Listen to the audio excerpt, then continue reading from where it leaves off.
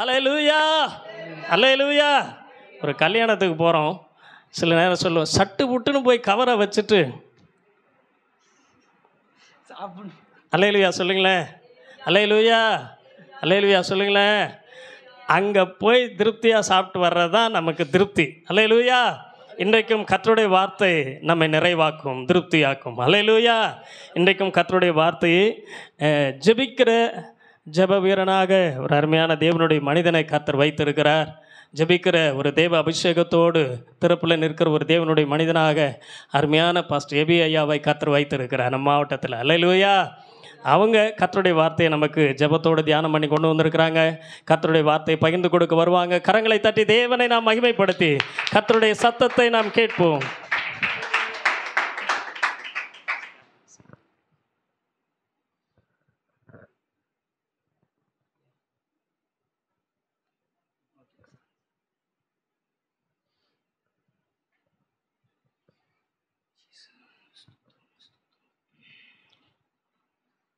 ஆண்டவராகிய இயேசு கிறிஸ்துவின் இனிய நாமத்திலே எனது அன்பின் வாழ்த்துதலை இந்த அருமையான நேரத்திலே உங்கள் ஒவ்வொருவருக்கும் தெரிவித்துக் கொள்கிறேன். இந்த நேரத்தில் உங்களை பார்க்கிறதிலே எனக்கு மிகவும் சந்தோஷம்.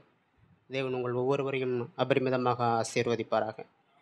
இந்த நாளில் ஒரு சில வேத பகுதிகளை நாம் தியானித்து இந்த செய்தி வேலையை நாம் நிறைவு செய்யலாம். முதலாவதாக 2 ராஜாக்களின் புத்தகம் 6வது அதிகாரம், அதிலே 1வது வசனத்திலே நாம் அங்கே வாசிக்கிறோம். தீர்க்கதரிசிகளின் புத்திரர் எலிசாவை நோக்கி, இதோ நாங்கள் உம்முடன் குடியிருக்கிற இந்த இடம் எங்களுக்கு நெருக்கமாய் இருக்கிறது. இந்த இடத்திலே நாம் வாசித்தோம், தீர்க்கதரிசிகளின் புத்திரர் எலிசாவை நோக்கி, இதோ நாங்கள் உம்முடன் குடியிருக்கிற இந்த இடம் எங்களுக்கு நெருக்கமாய் இருக்கிறது. தீர்க்கதரிசிகளுடைய பிள்ளைகள் அந்த நாட்களிலே எலியாவை பார்த்து, தேவ மனிதனாகிய எலியாவை பார்த்து அவர்கள் சொல்லுகிறார்கள், ஐயா, நாங்கள் உங்களோட சேர்ந்து இருக்கிற இந்த இடம் ரொம்ப நெருக்கமாக இருக்கியா, இடம் ரொம்ப நெருக்கடியாக இருக்குது. அதனால் நம்ம எல்லாம் இந்த இடத்துல ஒன்றா சேர்ந்து இருக்க முடியலையா, குடியிருக்க முடியல, மிகவும் சிரமமாக இருக்குது. அதனால் நாங்கள் என்ன செய்ய போகிறோம்னா, அடுத்த வசனத்திலே நாம் வாசிக்கிறோம், நாங்கள் யோர்தான் மட்டும் போய் அவ்விடத்தில் ஒவ்வொருவர் ஒவ்வொரு உத்திரத்தை வெட்டி குடியிருக்க அங்கே எங்களுக்கு ஒரு இடத்தை உண்டாக்குவோம் என்றார்கள். அதற்கு அவன் போங்கள் என்றான். அப்போ தீர்க்கதரிசியுடைய பிள்ளைகள் சொல்கிறாங்க, ஐயா, இந்த இடத்துல ஒன்றா குடியிருக்க முடியலையா, அதனால் நாங்கள் என்ன செய்ய போகிறோம்னா யோர்தான் நதி வரைக்கும் போக போகிறோம். அங்கே நிறைய மரங்கள் இருக்குது. அந்த மரங்களையெல்லாம் வெட்டி நாங்கள் என்ன செய்ய போகிறோம்னா அங்கே குடியிருப்பதற்கு ஒரு இடத்தை ஏற்பாடு செய்ய போகிறோம்.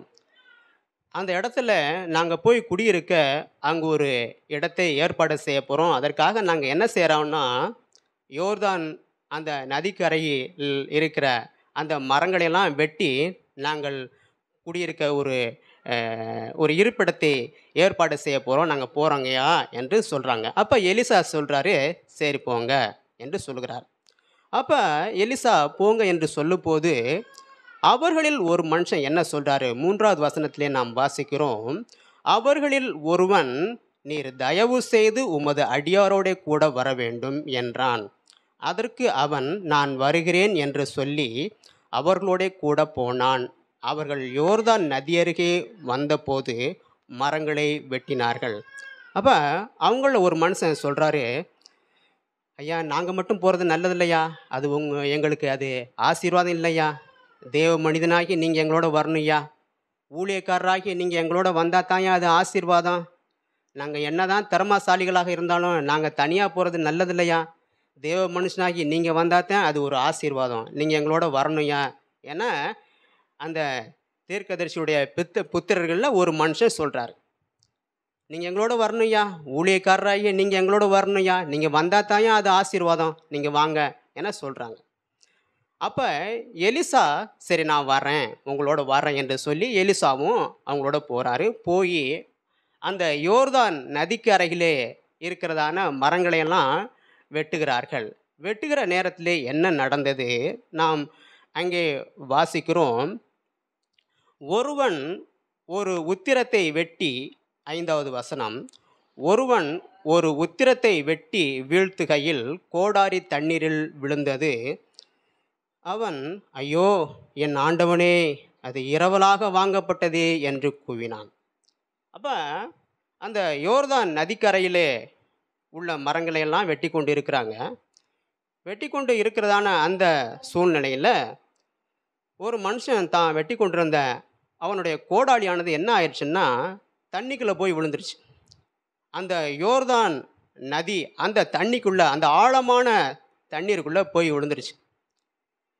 அப்போ அவன் கத்துறான், ஆண்டவனே, இப்படி என் கோடாலி தண்ணிக்குள்ளே போயிடுச்சியா, அதை நான் இரவலாக வாங்கி வந்தேனே, அதை நான் ஒரு மனுஷன்ட்ட கடனாக வாங்கி வந்தேன், அதை நான் கைமாத்தா வாங்கி வந்தேன், சாயந்தரம் போய் அதை அவனுக்கு திருப்பி கொடுக்கணுயா, இன்னைக்கு சாயந்தரம் போய் நான் என்ன சொல்வேன், என்ன பதில் சொல்வேன், கோடாலியை கொடுத்த வேண்டாம் கேட்பானே, நான் என்ன சொல்வேன், என்ன பதில் சொல்வேன் என்று கத்துகிறான்.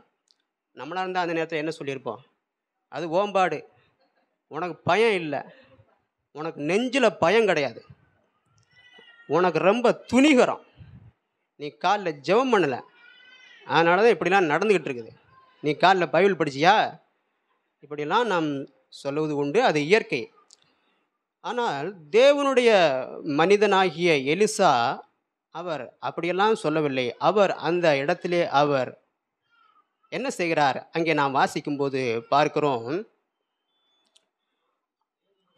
தேவனுடைய மனுஷன் 6வது வசனத்திலே நாம் வாசிக்கிறோம், தேவனுடைய மனுஷன் அது எங்கே விழுந்தது என்று கேட்டான். எலிசா கேட்குறாரு, சரி இது எங்கே விழுந்துச்சு, எந்த இடத்துல அது விழுந்தது? நம்மளா இருந்தால் என்ன சொல்லியிருப்போம், இந்த பக்கம்தான் ஏன் போச்சு, இந்த பக்கம்தான் போனது மாதிரி பார்த்தேன், இந்த பக்கம் போய் விழுந்தது மாதிரி இருந்துச்சு, பலவிதமாக பதில் சொல்லுவோம். ஆனால் அந்த மனிதன், அந்த கோடாலியை இழந்த மனிதன் அப்படியெல்லாம் அவன் பதில் சொல்லவில்லை. அவன் அக்யூரேட்டாக ஒரு பதில் சொல்கிறான் பாருங்க. 6வது வசனத்திலே அந்த 2வது வரியில் நாம் பார்க்கிறோம், அவன் அந்த இடத்தை காண்பித்த போது, அக்யூரேட்டாக அந்த இடத்தை காட்டுறான் பாருங்க. அவ்வளோ பிரச்சனை, அந்த நேரத்தில் கூட அவன் அந்த கோடாலி விழுந்த அந்த இடத்த, இந்த இடத்துல தான் என்னுடைய கோடாலி விழுந்துச்சு, இந்த இடத்துல தான் விழுந்தது, இந்த இடம்தான், இந்த இடம்தான், இந்த இடம்தான் என குறிப்பிட்டு காட்டுகிறான். அதாவது நாம் செய்கிற ஜெபத்தில் கூட ஒரு பொத்தாம் பொதுவான ஜெபம் அல்ல, ஒரு பொத்தாம் பொதுவாக, ஒரு மேலோட்டமாக, ஒரு பொத்தாம் பொதுவாக பண்ணுகிற ஜெபம் அல்ல, ஒரு அக்யூரேட்டாக, இந்த இடத்திலே என்னுடைய வாழ்க்கையிலே இந்த பிரச்சனை இருக்கிறது, இயேசுவே இதை மாற்றுங்கள் என அக்யூரேட்டாக குறிப்பிட்டு சொல்லுகிற வார்த்தையை தேவன் எதிர்பார்க்கிறார். பொத்தாம் பொதுவாக சொல்லுகிறது அல்ல, ஆண்டவரே என் பிரச்சனையை மாற்றுங்க, என் போராட்டத்தை மாற்றுங்க, என் கஷ்டத்தை மாற்றுங்க, இப்படி பொத்தாம் பொதுவாக சொல்லுகிற வார்த்தை அல்ல. என் பிரச்சனையை மாற்றுங்க அப்படி சொல்லும்போது ஆண்டவர் கேட்பார், பிரச்சனை தான்ப்பா, என்ன பிரச்சனை, அதை தெளிவாக சொல்லு. அந்த இடத்துல தேவ மனிதனாக எலிசா கேட்கிறார் பாருங்கள், தேவனுடைய மனுஷன் அது எங்கே விழுந்தது என்று கேட்டான். தண்ணி தான், ஒரே தண்ணி தான், ஆழமான தண்ணி, அந்த தண்ணிக்குள்ளே விழுந்துருச்சுன்னு சொல்லுகிற பதிலை அவர் எதிர்பார்க்கவில்லை. அவர் குறிப்பிட்டு சொல்லுகிற ஒரு பதிலை எதிர்பார்த்தார்.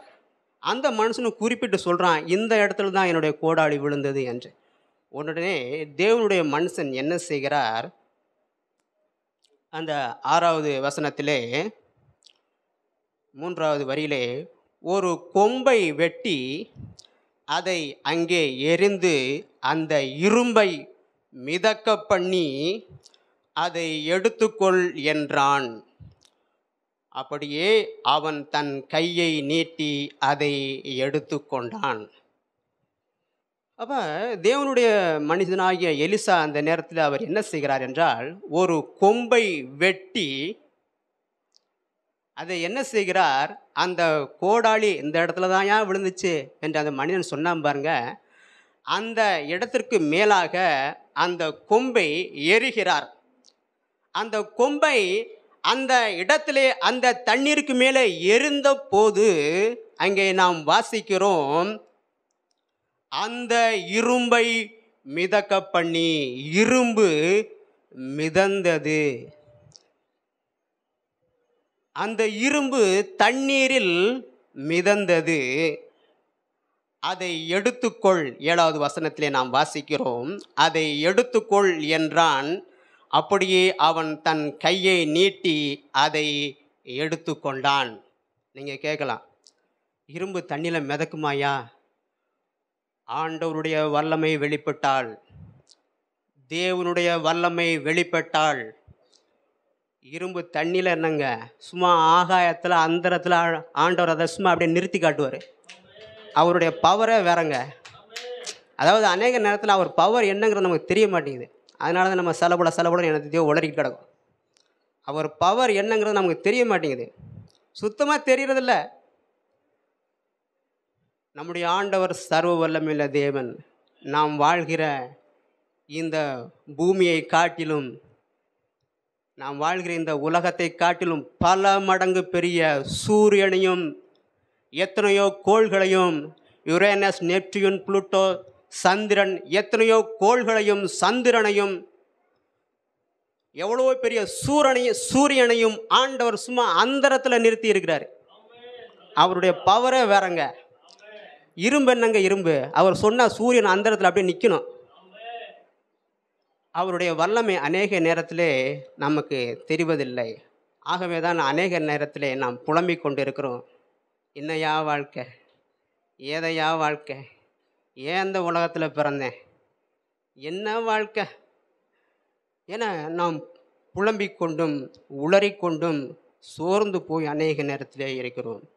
தேவனுடைய வல்லமை மிகவும் பெரிது. அதை நாம் விசுவாசிக்க வேண்டும். பைபிள் ஸ்கூலில் படிக்கிற நாட்களில் ஒரு மாணவன் வாத்தியாரை பார்த்து கேள்வி கேட்குறான்.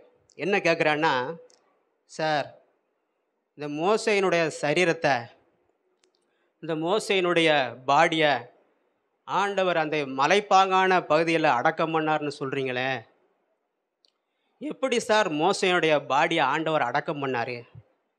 அதுவும் மலைப்பாங்கான இடம்னு சொல்கிறீங்க. அந்த பாடியை அடக்கம் பண்ணுறதுக்கு அவருக்கு அந்த இடத்துல கம்பியும் இல்லை, கடப்பாறையும் இல்லை, மண்பட்டியும் இல்லை, ஒன்றுமே இல்லை. எப்படி சார் மோசேயினுடைய அந்த பாடியை அடக்கம் பண்ணார் அப்படின்னு கேட்டேன். அப்போ வாத்தியார் சொன்னார், தம்பி, நீ இன்னும் ஆண்டோடைய பவரை புரிஞ்சுக்கிறலப்பா, இன்னும் நீ ஆண்டோடைய வல்லமை நீ என்ன செஞ்சுக்கல, இன்னும் நீ என்ன செய்யலை, புரியலை. உனக்கும் எனக்கும் தான்ப்பா கம்பியும் கடப்பாறையும் மம்பட்டியும் அது இதுவும் தேவை. அவருக்கு அதெல்லாம் தேவையில்லைப்பா. அவர் ஒரு பார்வை பார்த்தாலே அந்த இடத்துல ஒரு குழி விழும்பா. அவர் ஒரு பார்வை பார்த்தாலே அந்த பாடி தன்னை போல குழிக்குள்ள போய் விழும். அவருடைய ஒரே பார்வையிலே அங்கே மண் மூடப்படும். அவருடைய பவரே வேற. நீ இன்னும் அவரை புரிஞ்சுக்கலப்பா. இவ்வளோ நாள் நீ பைபிள் ஸ்கூலில் வந்து படித்தோம், இன்னும் அவருடைய பவரை நீ தெரிஞ்சுக்கிறல என்று சொன்னார். அவருடைய வல்லமை மிகவும் பெரிது. அவர் சர்வ வல்லமை உடையவர். அவருடைய அனாயிண்டிங், அவருடைய பவர் வேறங்க. ஒரு சமயம் ஒரு வாலிபன் ஒரு கடிதத்தை இப்படியாக எழுதியிருந்தான். டாக்டர் டிஜிஎஸ் தினகரனுக்கு அந்த கடிதத்தை அவன் எழுதியிருந்தான். அந்த கடிதத்திலே அவன் என்ன எழுதியிருந்தான் என்றால், ஐயா, நான் இந்த பாம்பே பகுதியில் குடியிருக்கிறேன் ஐயா. நான் இங்கே உள்ள தவறான பெண்களோட சவகாசம் வைத்து பாவ உறவில் நான் ஈடுபட்டது நிமித்தமாக என் சரீரத்திலே நான் வியாதி எடுத்துக்கொண்டேன் ஐயா. HIV என்ற வியாதியின் அறிகுறியே என்னுடைய சரீரத்திலே தெரியுதுய்யா. எனக்காக நீங்கள் ஜெபம் பண்ணுங்கய்யா. நான் இந்த உலகத்தில் வாழ்வேனோ இல்லைன்னா இறந்துருவேனோ எனக்கு ஒன்றும் தெரியல. எனக்கு ரொம்ப பயமாக இருக்குது. உயிர் பயம் எனக்கு ரொம்ப அதிகமாக வந்திருக்குயா. எனக்காக ஜெபம் பண்ணுங்கய்யா. நான் செத்து போயிடும்னு பயப்படுறான்யா, எனக்காக ஜெபம் பண்ணுங்கய்யா என அந்த வாலிபன் அந்த கடிதத்திலே குறிப்பிட்டிருந்தான். அதை வாசித்த சகோதரன் டாக்டர் டிஜிஎஸ் தினகரன் ஐயா அவனுக்காக ஜெபித்தார். ஜெபித்து ஒரு கடிதத்தையும் எழுதினார். அந்த கடிதத்திலே அவர் என்ன எழுதினார் என்றால், தம்பி, இனிமே நீ பாவம் செய்யாதப்பா, இனி நீ பாவம் செய்யாதே. பரிசுத்தமாய் வாழ நீ உன்னை அர்ப்பணி. பரிசுத்தமாய் வாழ நீ உன்னை ஒப்புக்கொடு. ஆண்டவருக்கு உன்னை ஒப்புக்கொடு. உன் பாவங்களையெல்லாம் தேவனிடத்திலே அறிக்கை செய்து நீ ஜெபம் பண்ணு.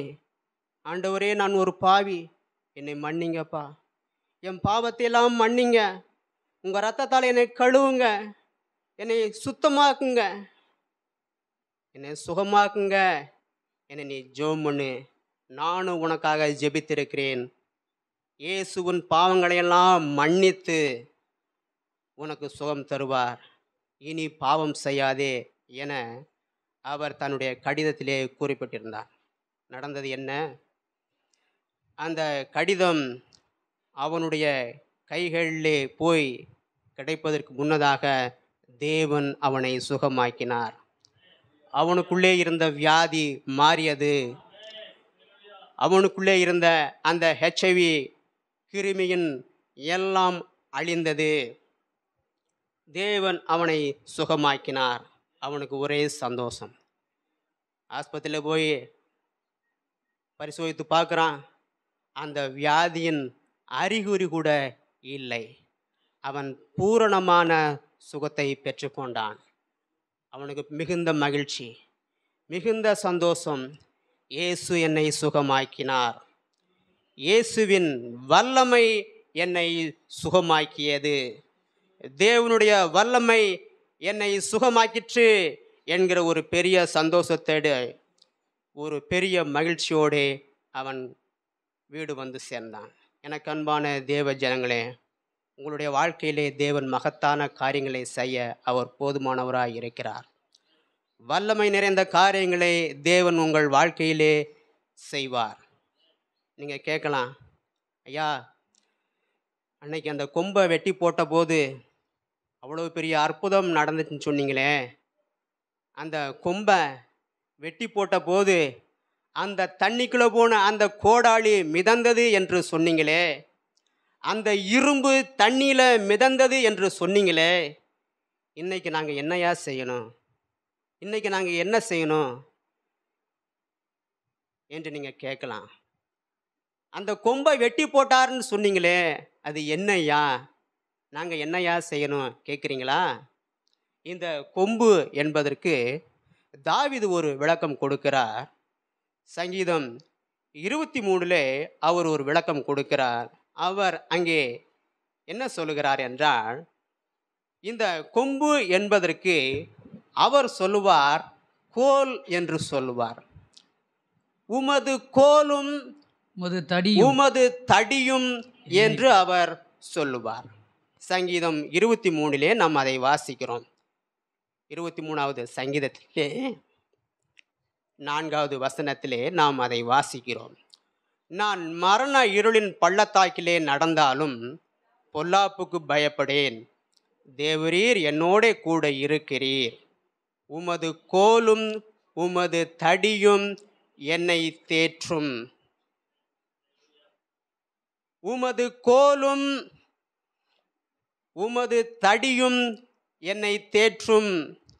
உம்முடைய வார்த்தை என்னில் அற்புதம் செய்யும். உம்முடைய வசனம் என்னில் வல்லமையான காரியத்தை செய்யும். உம்முடைய வார்த்தை என்னில் வல்லமையான காரியம் செய்யும். ஆண்டவருடைய வார்த்தை உங்களில் வல்லமையான காரியத்தை செய்ய இருக்கிறது. நீங்கள் ஒருவேளை சொல்லலாம், ஐயா, அந்த கோடாளி தண்ணிக்குள்ளே போனது போல நான் கடனுக்குள்ளே மூழ்கிக்கொண்டே போகிறேன் ஐயா. ஒவ்வொரு நாளும் நான் கடனுக்குள்ளே மூழ்கிக்கிட்டே போகிறேன். ஒரு சிலர் சொல்லுவாங்க, என் வீடு கடனில் மூழ்கி போச்சுயா, என்னுடைய சொத்து பத்திரங்கள் எல்லாம் கடனில் மூழ்கி போச்சுயா, எல்லாமே மூழ்கி போச்சு, நான் பேங்க்கில் அடமானமாக வச்ச என்னுடைய நகையெல்லாம் பேங்க்கில் கடனில் மூழ்கி போச்சுயா, இப்போ என்னால் ஒன்றும் செய்ய முடியலையா, துக்கம் தொண்டையை அடைக்குதுயா, எனக்கு நிம்மதி இல்லை, குடிக்கிற கஞ்சி கூட்டில் தங்க மாட்டேங்குதுயா, நிம்மதி இல்லாமல் இருக்கிறேன், இதனால் குடும்பத்தில் ஒரே சண்டை, ஒரே பிரச்சனை, போராட்டம், மனசில் அமைதி இல்லை, எனக்கு நிம்மதி இல்லை என்று ஒரு சிலர் சொல்லுவதை நான் கேட்டிருக்கிறேன். இப்படிப்பட்ட நிலைமையிலே யாராவது இருக்கிறீர்களா? தேவன் உங்கள் வாழ்க்கையிலே அற்புதங்களை செய்வார். தேவன் உங்கள் வாழ்க்கையிலே வல்லமையான காரியத்தை அவர் செய்வார். அவர் நிச்சயம் செய்வார். உமது கோலும் உமது தடியும் என்னை தேற்றும். அவருடைய வார்த்தை உங்கள் வாழ்க்கையில் அற்புதங்களை செய்யும். அவருடைய வார்த்தை உங்களில் அதிசயங்களை செய்யும். இங்கே தாவீது சொல்லுகிறார், என்ன சொல்லுகிறார்? உமது கோலும். என்ன சொல்லுகிறார்? எனது கோலும் என்று அவர் சொல்லவில்லை. உமது கோலும் உமது தடியும் என்னை தேற்றும். உம்முடைய வார்த்தை என்னை தேற்றும். உம்முடைய வசனம் என்னில் அற்புதத்தை செய்யும். உம்முடைய வார்த்தை என்னில் வல்லமையான காரியத்தை செய்யும். மூழ்கி போன என்னுடைய வாழ்க்கையை ஆண்டவருடைய வார்த்தை அது மேலே கொண்டு வரும். மூழ்கி போன எல்லா காரியங்களையும் ஆண்டவருடைய வார்த்தை அது மேலே கொண்டு வரும். அது எதுவாக இருக்கலாங்க. அது நகையா இருக்கலாம், பணமா இருக்கலாம், பொருளா இருக்கலாம், வீடா இருக்கலாம். அது எதுவாக இருந்தாலும், அது எது மூழ்கின நிலைமையிலே இருந்தாலும், வல்லமை நிறைந்த தேவனுடைய வார்த்தை அதை வெளியே கொண்டு வரும். ஆண்டவருடைய வார்த்தைக்கு வல்லமை உண்டு. ஆண்டவருடைய வார்த்தைக்கு வல்லமை உண்டு. தேவனுடைய வசனத்துக்கு வல்லமை உண்டு. அந்த வல்லமையான வார்த்தை உங்க கையில தாங்க இருக்கு. அந்த வல்லமையை உங்க கையில தான் இருக்குது. அதை பாருங்க. உங்க கையில இருக்க பைபிளை பாருங்க. அதுல தான் அந்த பவரே இருக்குங்க. சோசியக்காரன் ஊரா போய் பார்ப்பேன். உங்கைய காட்டு, உங்கைய காட்டு, உங்கைய காட்டுன்னு. ஆனால் என்னைக்காவது அவங்கைய பார்த்துருக்கானா? இல்லவே இல்லை. அவங்கைய ஒரு நாள் உருப்படியாக உட்காந்து பார்த்தான்னா அவன் இப்படி சுத்த வேண்டிய தேவையே இல்லை. உங்களுடைய கைகளில் அவ்வளோ பெரிய பவரை ஆண்டவர் கொடுத்துருக்காருங்க. உங்க கையில் அவ்வளோ பெரிய வல்லமையான வார்த்தையை தேவன் கொடுத்திருக்கிறார். மூழ்கி போனவற்றை வெளியே கொண்டு வரக்கூடிய வல்லமை நிறைந்த தேவனுடைய வார்த்தை உங்கள் கையிலே இருக்கிறது. அதை நீங்கள் விசுவாசிக்க வேண்டும். அதை நீங்கள் நம்ப வேண்டும். இங்கே நாம் வாசித்தோம், உமது கோலும் உமது தடியும் என்னை தேற்றும். மோசையின் கையிலே இருந்த கோல் செங்கடலை இரண்டாக பிளந்தது. அது பார்வோனை அழித்தது. அவனுடைய சேனைகளை நிர்மூலமாக்கியது. வாசிக்கிறோம்ல, யாத்ராகமத்தின் புத்தகத்தில் அதை நாம் வாசிக்கிறோம்ல. அதை நாம் எடுத்துக்கொள்ளலாம்.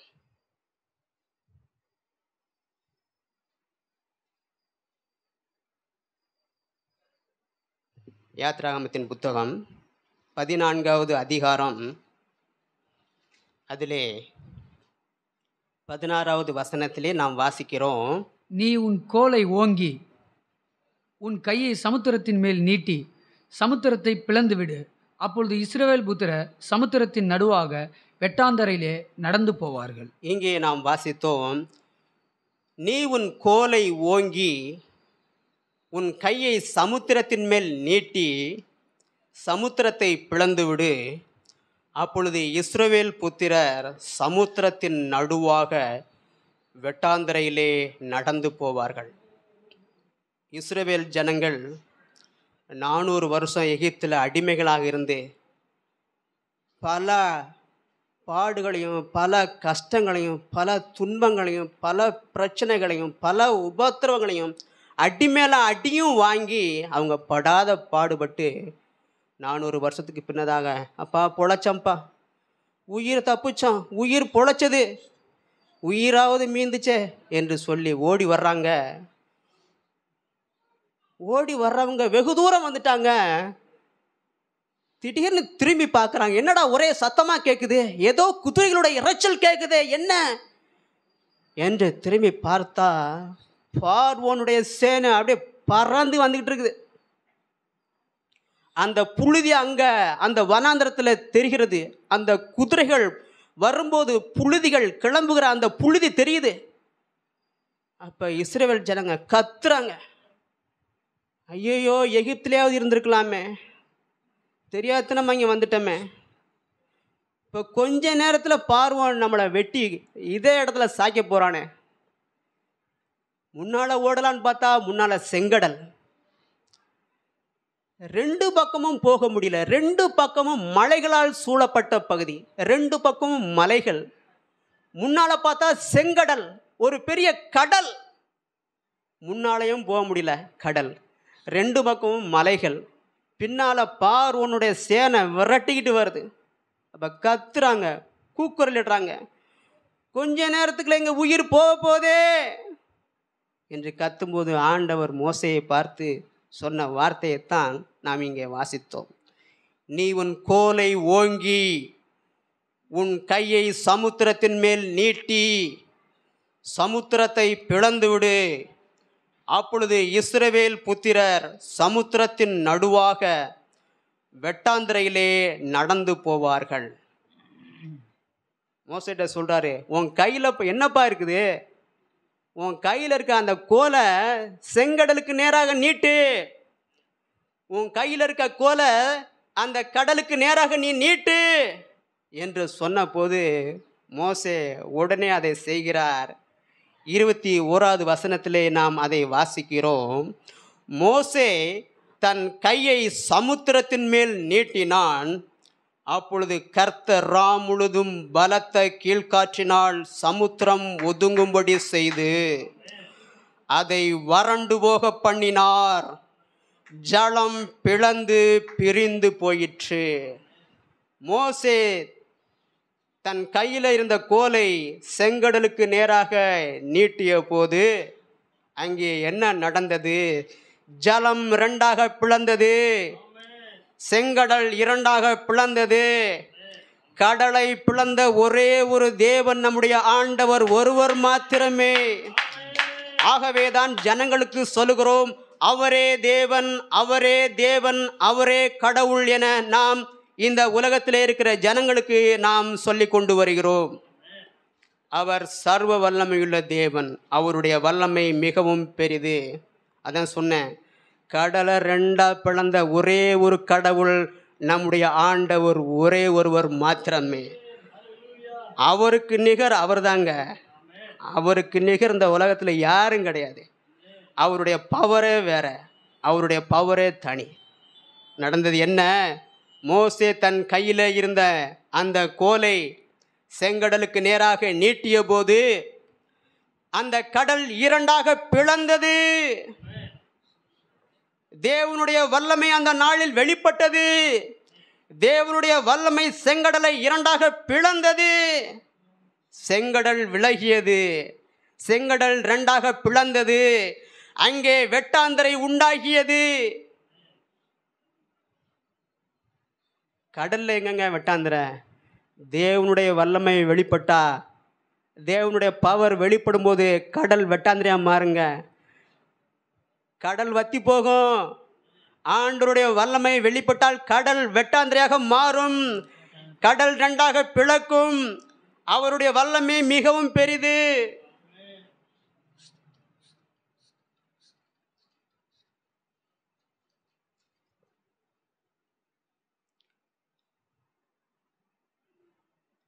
இருபத்தி 2வது வசனத்திலே நாம் வாசிக்கிறோம். 22 தானே?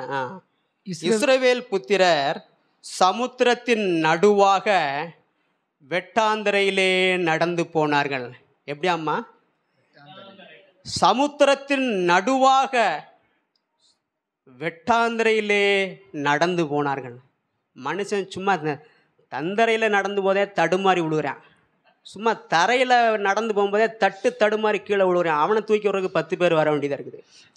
ஆனால் ஆண்டவர் கடலுக்கு நடுவிலே ஜனங்களை நடத்தினார். செங்கடலுக்கு நடுவிலே தேவன் தம்முடைய ஜனங்களை நடத்தினார். அதான் கேட்டேன், கடலுக்குள்ளே எங்கெங்க வெட்டாந்திரம் இருக்குது?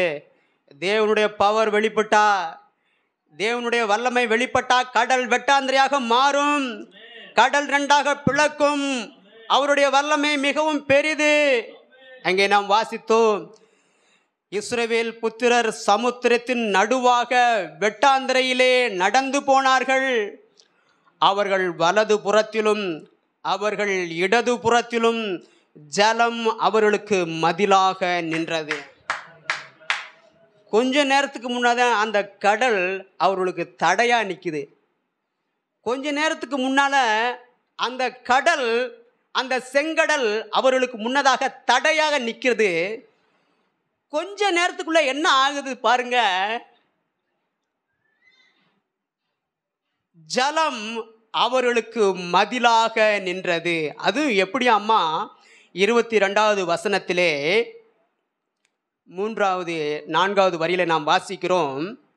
வலது புறத்திலும் அவர்கள் வலது புறத்திலும் அவர்கள் இடது புறத்திலும் ஜலம் அவர்களுக்கு மதிலாக நின்றது. கொஞ்ச நேரத்துக்கு முன்னால் தடையாக நின்ற அந்த ஜலம், அந்த தண்ணீர் இப்பொழுது ரெண்டாக வழிவிட்டு வழியை திறந்து கொடுத்து இப்பொழுது எப்படி இருக்கிறது? அவர்களுக்கு மதிலாக நின்றது, அவர்களுக்கு பாதுகாப்பாக நின்றது, அவர்களுக்கு துணையாக நின்றது. கொஞ்ச நேரத்துக்கு முன்னதாக தடையாக இருக்கிறது. கொஞ்ச நேரத்துக்கு முன்னதாக அந்த கடல் அவர்களுக்கு தடையாக இருந்தது. கொஞ்ச நேரத்துக்குள்ளேயே எப்படியாய் மாறுகிறது? அது அவர்களுக்கு மதிலாக, அது அவர்களுக்கு பாதுகாப்பாக, அது அவர்களுக்கு ஆசீர்வாதமாக வழியை திறந்து கொடுத்த ஒரு காரியமாக அந்த இடத்திலே இருக்கிறது. நீங்கள் கூட நினைக்கலாம், உங்களுடைய வாழ்க்கையில் அநேக தடைகள் இருக்கிறது என நீங்கள் நினைத்து கொண்டு இருக்கீங்களா? என்னுடைய வாழ்க்கையில் ஏராளமான தடைகள் இருக்கிறது ஐயா, என்னுடைய வாழ்க்கையில் ஏராளமான கஷ்டங்கள் இருக்கிறது. யார்கிட்டையும் சொல்ல முடியலையா, வெளியே சொல்ல முடியலையே. நான் உள்ளுக்குள்ளேயே போட்டு புழிஞ்சிக்கிட்டு இருக்கேன் ஐயா. வெளியே சொன்னால் யாரும் என்ன நினச்சிடுவாங்கன்னு அதை வெளியே சொல்ல முடியாமல் நான் உள்ளுக்குள்ளேயே மனசுக்குள்ளேயே போட்டு நான் புழுங்கி கொண்டு இருக்கிறேன் என நீங்கள் சொல்லுகிறீர்களா? உங்கள் வாழ்க்கையிலே தடைகள் ஏராளமாக இருக்கிறதா? உங்கள் வாழ்க்கையிலே பிரச்சனைகளும் போராட்டங்களும் உபத்திரவங்களும் கண்ணீரும் கவலையும் ஏராளமாக இருக்கிறதா? அதை தேவன் மாற்றுவார். அதை தேவன் மாற்றி அதையே உங்களுக்கு தேவன் ஆசீர்வாதமாக மாற்றுவார். அவர்களுக்கு முன்னதாக தடையாக நின்ற அந்த கடல் கொஞ்ச நேரத்துக்குள்ளேயே அவர்களுக்கு வழி திறந்து கொடுத்து அவர்களை பாதுகாக்கிற உறைவிடமாக மாறியது. ரெண்டு பக்கமும் ஜலம் அவர்களுக்கு பாதுகாப்பாக நின்றது. அவர்கள் வலதுபுறத்திலும் அவர்கள் இடதுபுறத்திலும் அது மதிலாக நின்று அவர்களை பாதுகாத்தது. என் அன்பு சகோதரனே சகோதரியே, சோர்வோடு இருக்கீங்களா? இந்த மதிய நேரத்தில் மனக்கவலையோடு பாரத்தோடு துக்கத்தை சொல்ல முடியலையா என்கிற நிலைமையிலே இருக்கிறீர்களா? தேவன் உங்கள் வாழ்க்கையிலே வல்லமையான காரியத்தை அவர் நிச்சயம் செய்வார். நீங்கள் பயப்பட வேண்டாம். அடுத்த வசனத்திலே நாம் வாசிக்கிறோம். 23வது வசனத்திலே நாம் வாசிக்கிறோம். அப்பொழுது எகிப்தியர் அவர்களை தொடர்ந்து பார்வோனுடைய சகல குதிரைகளோடும் ரதங்களோடும் குதிரை வீரரோடும் அவர்கள் பிறகாலே சமுத்திரத்தின் நடுவே பிரவேசித்தார்கள். இப்போ கடல் ரெண்டா பிளந்துருச்சு. இஸ்ரவேல் ஜனங்கள் சந்தோஷத்தோடு அந்த கடலுக்கு நடுவில் அவங்க போயிட்டு நடந்து கொண்டு போகிறாங்க. இதை பார்த்த இந்த விரட்டிக்கிட்டு வந்த இந்த எகிப்தியர் என்ன செய்கிறாங்க? ஓ, கடல் ரெண்டா பிளந்துருக்குது. ஓ, இதுக்குள்ளே தான் போகிறானுங்களா அந்த பயலுக? இது வழியாக தான் போகிறானுங்களா? இது எப்படி கடல் ரெண்டா திறந்துச்சு? சரி, நம்மளும் போவோம் பின்னாலேயே. இவனுக்கு போகிற பின்னாலேயே நாமளும் போவோம். இவனுக்கு இந்த வழியாக தானே போகிறானுங்க, சரி நாமளும் பின்னாலேயே போவோம் என்று சொல்லி வராங்க. கரையில் விரட்டிக்கிட்டு வந்தவனுங்க இப்போ கடலுக்குள்ளேயும் என்ன செய்கிறானுங்க? விரட்டிக்கிட்டு வரானுங்க. நடந்தது என்ன? அடுத்த வசனத்திலே 24வது வசனத்திலே நாம் வாசிக்கிறோம். கிழக்கு வெளுத்து வரும் ஜாமத்தில் கர்த்தர் அக்கினியும் மேகமான ஸ்தம்பத்திலிருந்து எகிப்தியரின் சேனையை பார்த்து அவர்கள் சேனையை கலங்கடித்து, ஆண்டவர் பார்த்தாரு, நீங்கள் கரையிலே விரட்டம் இல்லாமல் கடலுக்குள்ளேயும் வந்து விரட்டுறீங்களா? விரட்டுங்க விரட்டுங்க. இன்னும் நீங்கள் வர வேண்டிய டைம் இன்னும் கொஞ்சம் இருக்குது. சென்ட்ரு பிளேஸ் நீங்கள் வரணும். ஏன்னா கரையில் வச்சு உங்களை அடித்தா நீங்கள் தப்பிச்சு ஓடிடுவீங்க. ஏன்னா கரையில் வச்சு உங்கள் கதையை முடிக்க முடியாது. கரையில் வச்சு அடித்தா நீங்கள் தப்பிச்சு என்ன செஞ்சிருவீங்க? ஓடி போயிடுவீங்க. அதனால் நீங்கள் நடு கடலுக்கு வாங்கப்பா ராஜாக்களை, வாங்க உள்ளே வாங்க, தண்ணிக்குள்ளே வாங்க, நடு கடலுக்கு நீங்கள் என்ன செய்யுங்க? வாங்க. அது வரைக்கும் என்னுடைய டைம் என்ன செய்யுது? இருக்குது. இன்னும் கரையில் தானே வந்துக்கிட்டு இருக்கீங்க, இன்னும் நடுக்கடலுக்கு வாங்க என்று சொல்லி நடுக்கடலுக்கு ஆண்டவர் அவங்கள கொண்டுட்டு வந்துக்கிட்டே இருக்கார். பார்வோனையும் அவனுடைய சேனையும் நடுக்கடலுக்கு கொண்டு வந்துக்கிட்டு இருக்கார். ஏன்னா கரையில் வச்சு அடித்தா தப்பிச்சு ஓடி போயிடுவான்னு சொல்லி கடலுக்கு சென்டரில் கொண்டு வச்சு அடிச்சா நான் தப்பிக்க மாட்டேன். அந்த பக்கம் போக முடியாது, இந்த பக்கம் போக முடியாது. ரெண்டு பக்கம் தண்ணி போட்டு அமுக்குன உடனே உள்ளே முங்கி சாக வேண்டியது. அதனால் சென்டர் பிளேஸ் பண்ணி தான் அடிப்பார் ஆண்டவர். அவருடைய அடியே வித்தியாசமான ஒன்று தான். அதனால் இங்கே நாம் வாசிக்கிறோம், கிழக்கு வெளுத்து வரும் ஜாமத்தில் விடிய வரைக்கும் விரட்டிட்டு வராங்க. விடிய விடிய விரட்டிக்கிட்டு வரான் எகிப்தியர். இஸ்ரவேல் ஜனங்களை, ஆண்டவருடைய பிள்ளைகளை இந்த எகிப்தியர் விடிய விடிய விரட்டிக்கிட்டு வரான். தூக்கம் இல்லாமல் விரட்டிக்கிட்டு வரான். அவ்வளவு ஒரு கொடூரமான இருதயம் படைத்தவர்கள் அந்த எகிப்திய மனிதர்கள். ஆண்டவர் பார்த்தாரு, விரட்டிக்கிட்டா வாரீங்க, வாங்க, இன்னும் நீங்கள் வர வேண்டிய இடம் இன்னும் இருக்குப்பா, இன்னும் வாங்க என்று சொல்லி அவர்கள் நடு மையத்திலே வந்தபோது அங்கே வாசிக்கிறோம், கிழக்கு வெளுத்து வரும் ஜாமத்தில் கர்த்தர் அக்கினியும் மேகமான ஸ்தம்பத்திலிருந்து எகிப்தியரின் சேனையை பார்த்து அவர்கள் சேனையை கலங்கடித்து அவர்களுடைய ரதங்களிலிருந்து உருளைகள் கழலவும் அவர்கள் தங்கள் ரதங்களை வருத்தத்தோடே நடத்தவும் பண்ணினார். அவங்க கடலுக்குள்ள வந்து கொண்டு இருக்கும்போது கர்த்தர் அவர்களை கல்லங்கடிக்கிறாரு, திணற அடிக்கிறாரு, திண்டாடுறாங்க, ஒன்றும் செய்ய முடியல. அங்கே நாம் வாசிக்கிறோம், அவர்களுடைய ரதங்களிலிருந்து உருளைகள் கழலவும், அந்த குதிரைகள் இழுத்துட்டு போற அந்த ரதத்தினுடைய உருளைகள் கலன்று விழுகுது. குதிரைகள் இழுத்து கொண்டு ஓடக்கூடிய அந்த ரதத்தினுடைய சக்கரங்கள் கலன்று விழுகுது. குதிரைகளால் ஓட முடியவில்லை. குதிரைகள் மிகவும் சிரமப்படுகிறது. ரதத்தினுடைய சக்கரங்கள் அந்த கடல் மணலுக்குள்ளே புதைகிறது. குதிரைகளுடைய கால்கள் அந்த கடல் மணலுக்குள்ளே புதைகிறது. படாத பாடுபடுறாங்க. பெரிய சிரமம். என்னடா, முன்னால் பார்த்தா அந்த பயல்கள் அமைதியாக சந்தோஷமாக போயிட்டு இருக்கானுங்க, கொஞ்சம் தூரம் தான் தெரிகிறானுங்க, பக்கத்தில் தான் போகிறானுங்க, இந்த இருக்குது. இன்னும் வேகமாக ஒரு எட்டு வேகமாக போனால் அவங்கள பிடிச்சிடலாம். ஆனால் அந்த ஒரு எட்டு கூட வேகமாக போக முடியலையே. இங்கே பார்த்தா உருளை கலருது, அது கலருது, இது கலருது, எல்லாமே அக்கு வேற ஆணி வேற பிடுங்கிட்டு போகுது. என்ன செய்ய? சரி, இனி லாய்க்கப்படாது. இனி இந்த பயல்களை விரட்டிக்கிட்டு போனால் நம்ம உயிருக்கே ஆபத்து. கொஞ்சம் தூரத்தில் தான் போய்கிட்டு இருக்கானுங்க, ஒரு எட்டு போனால் பிடிச்சிடலாம். ஆனால் அந்த ஒரட்டை கூட நம்மளால் போய் பிடிக்க முடியலையே. என்ன ரகசியம்? ஒன்றுமே தெரியலையே, ஒன்றுமே புரியலையே. என்ன, பக்கத்தில் தான் போகிறானுங்க, பிடிச்சிடலான்னு பார்த்தா பிடிக்க முடியலையே. இவ்வளவு வேகமாக வந்துட்டோம், நடுக்கடல் வரைக்கும் வந்துட்டோம், ஆனால் அவங்கள பிடிக்க முடியலையே என்று சொல்லி அவங்க முடிவு பண்ணுறாங்க, பேசுகிறாங்க. சரி, இனி நம்ம அவங்கள பின்தொடர வேண்டாம். அங்கே நாம் வாசிக்கிறோம் 25வது வசனத்திலே, அப்பொழுது எகிப்தியர் இஸ்ரவேலரை விட்டு ஓடிப்போவோம், கர்த்தர் அவர்களுக்கு துணை நின்று எகிப்தியருக்கு விரோதமாய் யுத்தம் பண்ணுகிறார் என்றார்கள். அப்பா, இனி போவேனாப்பா, இனி இந்த பயலுக்கு பின்னால் நம்ம போனால் நம்ம உயிரோட வரமாட்டோம், அவனுக்கு போயிடுவானுங்க, கடைசியில் நம்ம போனமா தான் திரும்பி வரணும். வேணாம், திரும்பிடுவோம், இந்த கடலை விட்டு நம்ம என்ன செய்து விடுவோம்? திரும்பிடுவோம், நம்ம ஊருக்கு போயிடுவோம்ப்பா. வேணாம், அவனுக்கு போனால் போயிட்டு போகட்டும், நம்ம திரும்பிடுவோம் என்று சொல்லி நிற்கிறாங்க. ஆனால் அவர்கள் நின்றாலும் ஆண்டவர் நிற்க மாட்டார். இதுவரைக்கும் வந்துட்டில்லப்பா, நீ என்னுடைய ஜனங்களை விரட்டிக்கிட்டு இந்த பாடுபடுத்தி இவ்வளவு அடி அடித்து இவ்வளவு கொடுமைப்படுத்தி நீ இவ்வளவு தூரம் வந்துட்டில்ல, எகிப்தில் என்னுடைய ஜனங்களை என்ன அடி நீ அடித்த, அதுக்கெல்லாம் உனக்கு டைம் வச்சுருந்தேன்ப்பா, அந்த டைம் தான் இது. இந்த கடலுடைய மையப்பை தான்ப்பா டைமு. உனக்கு அது தெரில, நீ அது தெரியாமல் தான் இவ்வளோ தூரம் விரட்டிட்டு வந்திருக்க. ஏன் நான் உன்னை கரையில் வச்சு அடிக்கல தெரியுமா? உனக்கு அது புரியல, ஏன்னா உனக்கு அவ்வளோ அறிவு இல்லை. இப்போ நீ கடலுக்கு வந்திருக்க, உள்ளே வந்துட்ட, உன் கதை இதோட முடிய போகுது என்று சொல்லி ஆண்டவர் என்ன செய்கிறார்?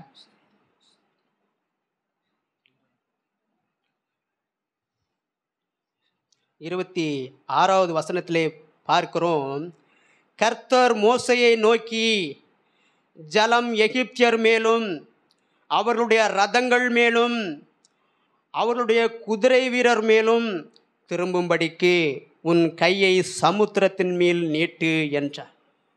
சொன்னார், செங்கடலுக்கு நேராக நீ உன் கோலை நீட்டு என்று சொன்னார். சொன்ன போது அந்த செங்கடல் இரண்டாக பிளந்தது. இப்போ சொல்கிறாரு, உன் கையை அந்த செங்கடலுக்கு நேராக நீட்டு, உன் கோலை செங்கடலுக்கு நேராக நீட்டு என்று சொன்னார். இப்பொழுது மோசே ஆண்டுடைய வார்த்தையின்படி தன்னுடைய கோலை, தன் கையில் இருந்த கோலை செங்கடலுக்கு நேராக நீட்டுகிறார். அங்கே என்ன நடந்தது? 27வது வசனத்திலே நாம் வாசிக்கிறோம், அப்படியே மோசே தன் கையை சமுத்திரத்தின் மேல் நீட்டினான். விடியற் காலத்தில் சமுத்திரம் பலமாய் திரும்பி வந்தது. மோசே தன்னுடைய கையில் இருந்த அந்த கோலை செங்கடலுக்கு நேராக நீட்டிய போது கடல் திரும்பி வந்தது. அந்த விலகின கடல் மீண்டும் திரும்பி வந்தது. கடல் வந்தால் எப்படிங்க இருக்கும்? சும்மா கரையில் நின்று அலையை பார்த்தாவே நம்மளுக்கு கைகாலெலாம் உதறுது. அப்படி இருக்கும்போது நடு கடலுக்குள்ளே போய் நிற்கிறானுங்க இந்த எகிப்தியர். அப்போ நடு கடலுக்குள்ளே எவ்வளவு ஆழம் இருக்கும்? அந்த ஆழத்துக்குள்ளே கடல் திரும்பி வந்ததுன்னா எப்படி இருக்கும்? யோசித்து பாருங்க. கடல் திரும்பி வந்தது. அங்கே நாம் வாசிக்கிறோம்,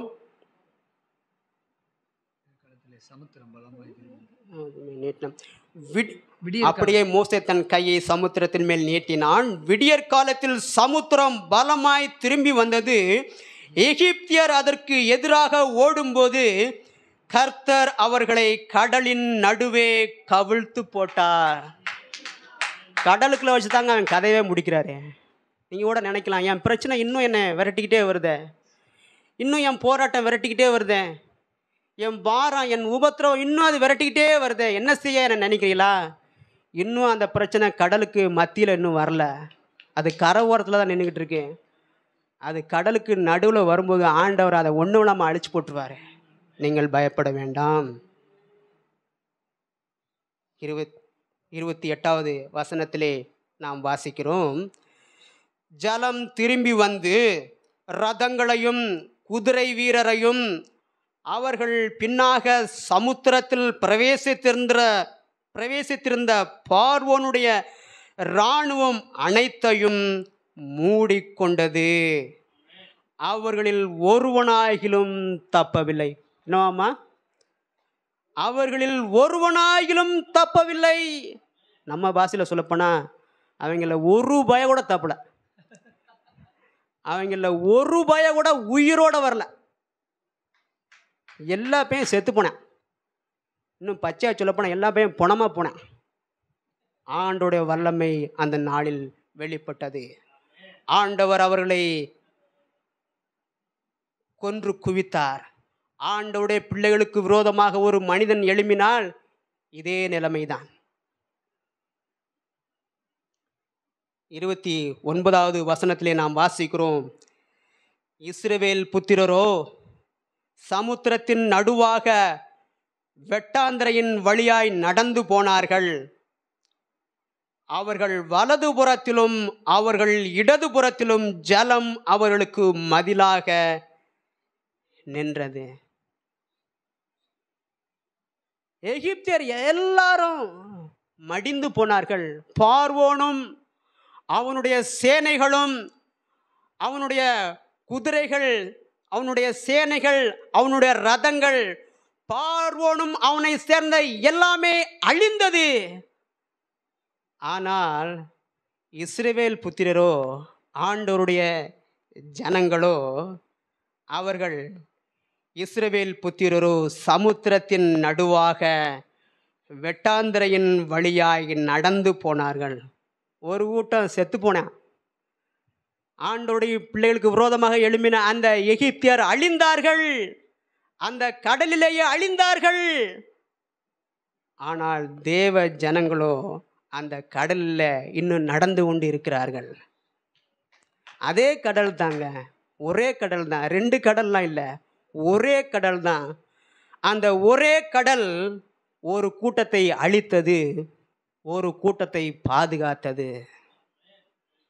அந்த கடல் தேவ ஜனங்களை அது பாதுகாத்தது. அது அவர்களுக்கு பாதுகாப்பின் உறைவிடமாக மாறியது.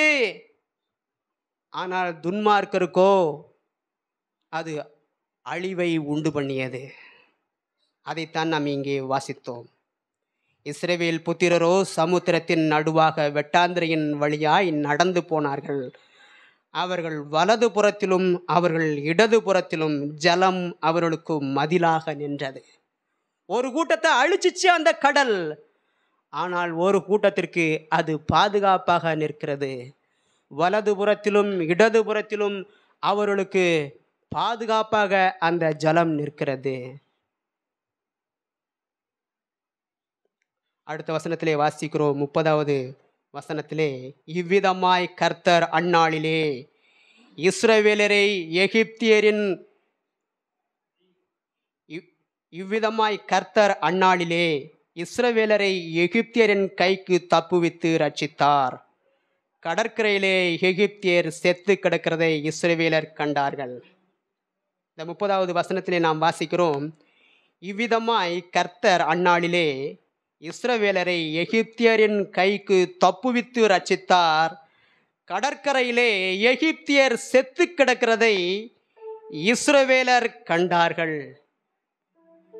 எகிப்தியர் மடிந்தார்கள், இஸ்ரவேல் ஜனங்களோ பாதுகாக்கப்பட்டார்கள். ஆண்டவருடைய வல்லமை வெளிப்படும் போது, தேவனுடைய வல்லமை வெளிப்படும் போது மகத்தான காரியத்தை கர்த்தர் செய்வார். அந்த வல்லமை எங்கெங்க இருக்கு? அது உங்க கையில தான் அங்க இருக்குது, உங்க கையில தான் வச்சிருக்கீங்க. அந்த கோல் எங்கே இருக்கிறது? அந்த கோல் உங்க கையில தாங்க இருக்குது. வசனம் என்ற கோல், தேவனுடைய வார்த்தை என்ற கோல், அது வேற எங்கேயும் இல்லைங்க, அது உங்க கையில தான் இருக்குது. அதை நீங்க பயன்படுத்துறீங்களா? உங்க கையில இருக்கிற வசனத்தை நீங்க பயன்படுத்துறீங்களா? உங்க கையில இருக்கிற தேவனுடைய வார்த்தையை நீங்க பயன்படுத்துறீங்களா? நீங்க அதை என்னவாய் வச்சிருக்கீங்க? அதை சும்மா வச்சிருக்கீங்களா? இல்லை என்றால் அதை நீங்க பயன்படுத்துறீங்களா?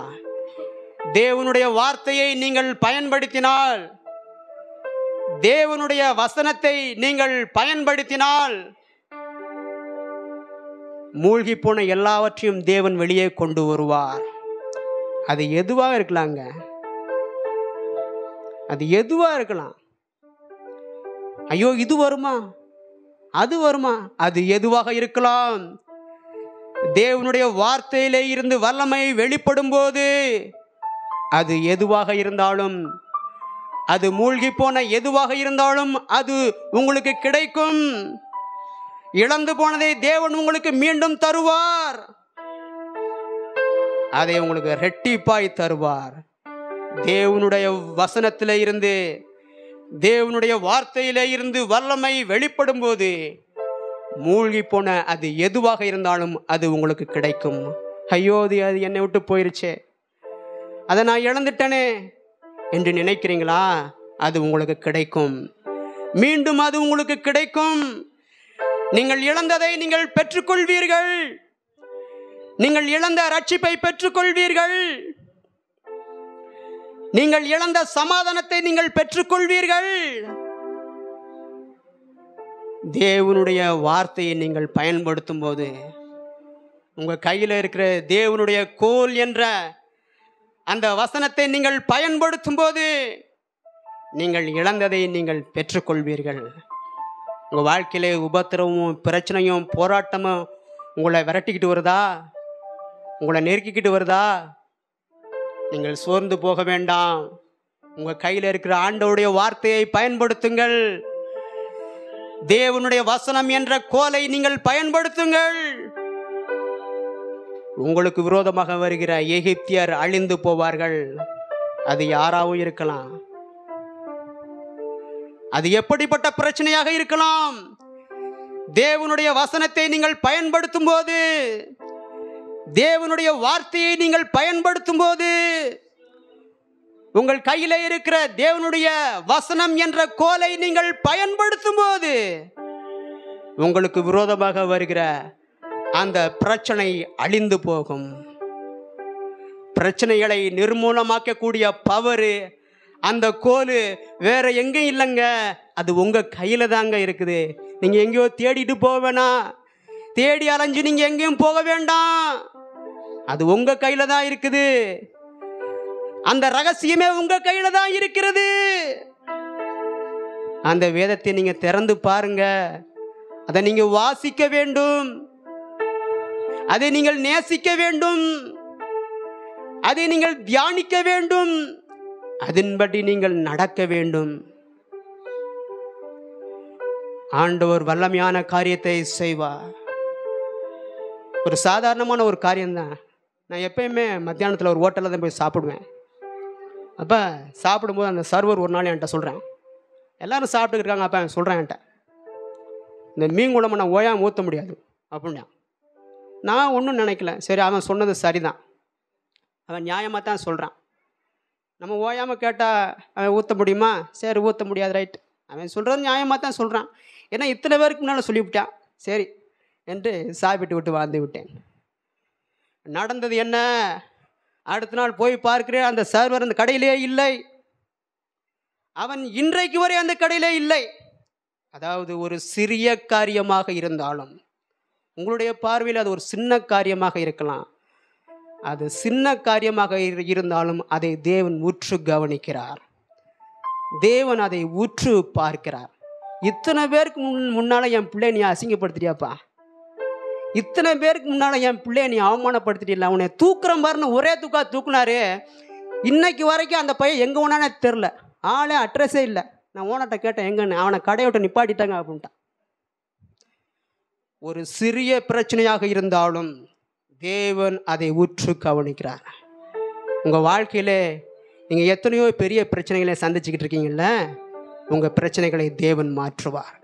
ஒரு சிறிய பிரச்சனைக்கே தேவன் அந்த அளவுக்கு இறங்குவார் என்றால், உங்களுடைய வாழ்க்கையிலே வருகிற இவ்வளவு பெரிய போராட்டத்துக்கும் பிரச்சனைகளுக்கும் உபத்திரவங்களுக்கும் அவருடைய கண்கள் சும்மா இருக்குமா? அவர் பார்த்து கொண்டு இருப்பாரா? அவருடைய வல்லமை வெளிப்படும். தேவன் உங்கள் வாழ்க்கையிலே அற்புதங்களை செய்வார். நீங்கள் பயப்பட வேண்டாம். அன்புள்ள ஆண்டவரே, இந்த நாள் நம்முடைய வார்த்தையை பேச கிருபை கொடுத்தக்காக நன்றி. வந்த ஜனங்கள் ஒவ்வொருவரையும் ஆசீர்வதிங்க, வந்த ஒவ்வொருவரையும் ஆசீர்வதிங்க, ஒவ்வொருவரையும் ஆசீர்வதிங்க, ஒவ்வொருவரையும் ஆசீர்வதிங்க. மனதார ஒவ்வொருவரையும் ஆசீர்வதிக்கிறேன். In the name of Jesus, glory to God. நம்முடைய பிள்ளைகளுக்கு நிறைவான சமாதானத்தை கொடுங்க.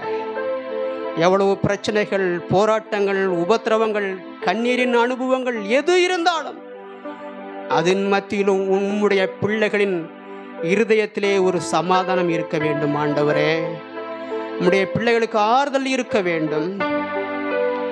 இவர்கள் சமாதானத்தை குலைக்கிற பொல்லாத அந்தகார கிரியைகளை இயேசுவின் நாமத்தில் நிர்மூலமாக்கி ஜெபிக்கிறேன். In the name of Jesus. நன்றி. இவங்களை காத்து நடத்துங்க. இயேசுவின் நாமத்தில் ஜெபிக்கிறோம் நல்ல பிதாவே. ஆமென்.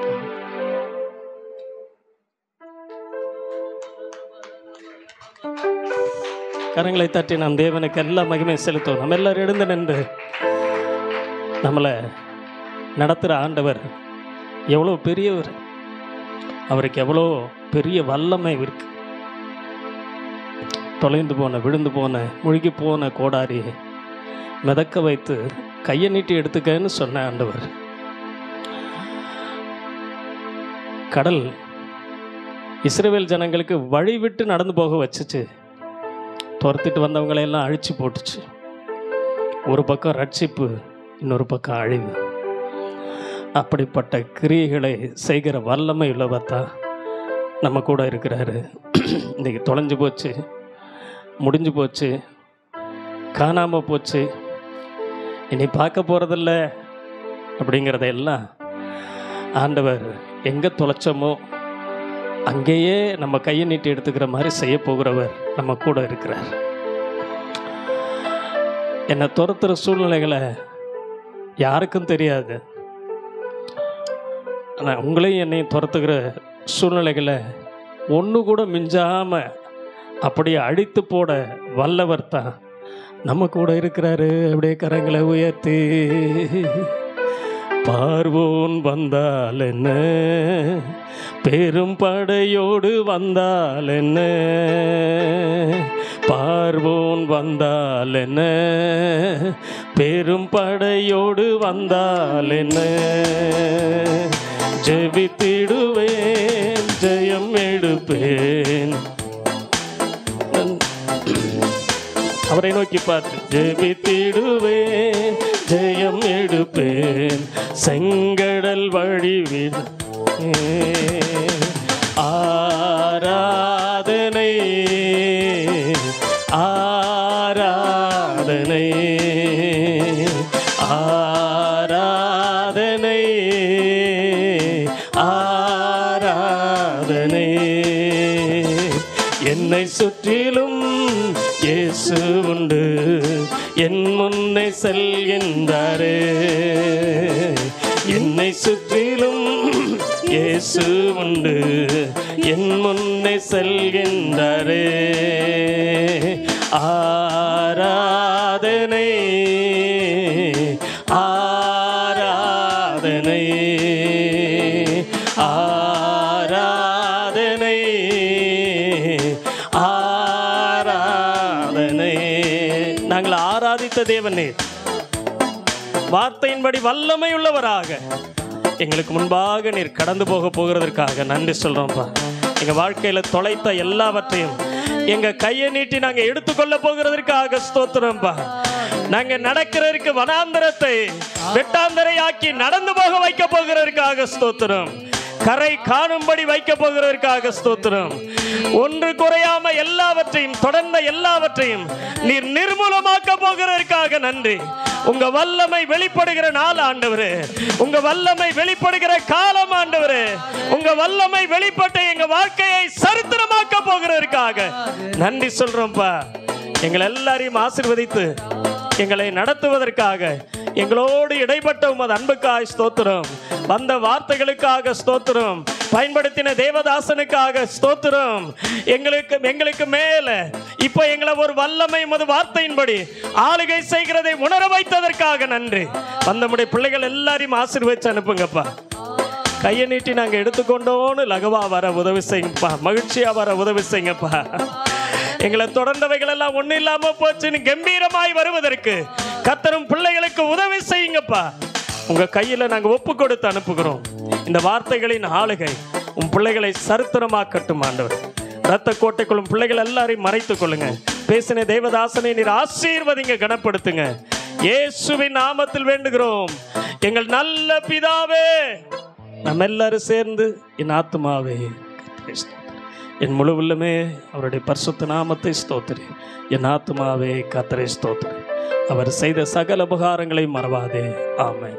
நம் ஒன்றான மெய் தேவனாகிய நம் சிருஷ்டிகர்த்தாவின் தேவ ஆசீர்வாதமும் வல்லமையுடையவர் மகிமையானவைகளை எனக்கு செய்தார் என்று கம்பீரிக்க வைக்க போகிற நம் ஆண்டவராம் இயேசு கிறிஸ்துவின் கிருபையும் பரிசுத்த ஆவியானவருடைய ஆலோசனையும் பாதுகாப்பும் வந்திருக்கிற நம்ம அத்தனை பேரோடும், வர தவறின கற்றடை பிள்ளைகள் யாவரோடும், தேவன் கொண்டு வந்து பயன்படுத்தின தேவதாசர்களோடும், சகல பரிசுத்தவான்களோடும் இன்றும் என்றும் சதா காலங்களிலும் இருப்பதாக. அப்படி வலது கருத்து தலையின் மேல வச்சு நான் இரத்தத்தில் மறைந்துள்ளே, இயேசு இரத்தத்தில் மறைந்துள்ளே,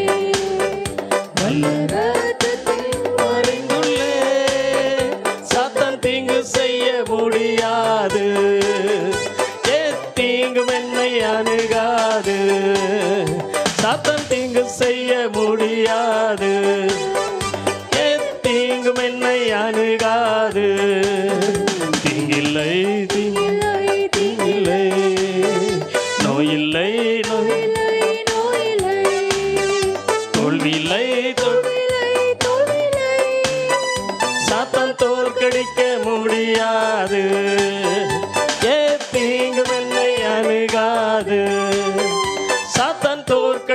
முடியாது, தீங்கும் என்னை அணுகாது.